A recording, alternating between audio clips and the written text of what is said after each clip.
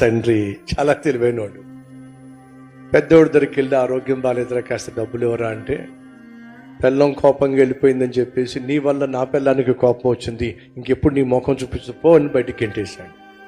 రెండో వాడి దగ్గరికి వచ్చి నాకు మోకాలు నొప్పులు వచ్చినాయిరా కాస్త ట్రీట్మెంట్ చేయించరా డబ్బులు కావాలి అంటే, నాకు ఉన్న ఖర్చులకే నా డబ్బులు సరిపోవట్లేదు, నీ ట్రీట్మెంట్ నేనేం చేస్తాను పో బయటకని గెంటేశాడు. కూతురు దగ్గరకు వచ్చి అమ్మా నాకు ఆరోగ్యం బాగాలేదు తల్లి అని చెప్పంటే, నాన్న ఇప్పుడు నీకు వచ్చిన కష్టం ఏమిటి? ఏం లేదమ్మా, ఈ ట్రీట్మెంట్కి కాస్త డబ్బులు కావాల్సి వస్తుంది, ఏదైనా సహాయం చేస్తావా?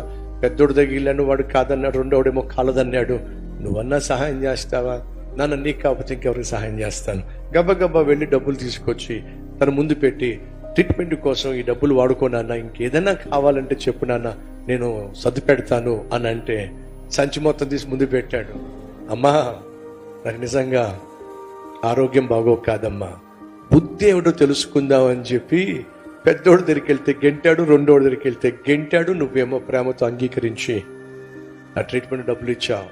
మా బ్యాంక్లో చాలా బ్యాలెన్స్ మిగిలిపోయిందమ్మా, ఎప్పుడేమైపోతుందో నాకు తెలియదు కాబట్టి ఈ సంచి నిండా లక్షల రూపాయలు కోట్ల రూపాయలు తీసుకొచ్చానమ్మా. నన్ను నువ్వు అంగీకరించావు కాబట్టి కార్డు కూడా ఉందమ్మా, ఎంత కావాలంత డ్రా చేసుకో. ఆయన దగ్గర లేక అడగడల్లా మన బుద్ధి ఏమిటో తెలుసుకోవడానికే ఆయన అడుగుతున్నాడు.